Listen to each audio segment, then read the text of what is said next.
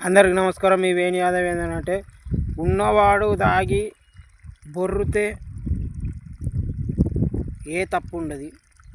గరీబోడు కాయకష్టం చేసి ఏదో చిన్నగా తాగి పడిపోతే గుదాలు తాగుతుండు, ఆడ ఈడ బొర్రుతుండు. తాగుడు అవసరమా? అది అవసరం అంటారు. అంటే పైసలు ఉన్నోనికి ఒక మాట,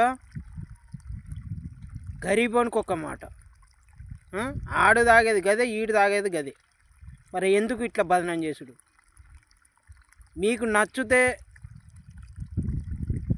పడ్డోని లేపుర్రి, కానీ ఇట్లా ఇష్టం వచ్చినట్టు మాట్లాడడం, ఇష్టం వచ్చినట్టు ఇజ్జత మాత్రం మంచిగా ఉండదు. అది ఎవరైనా సరే.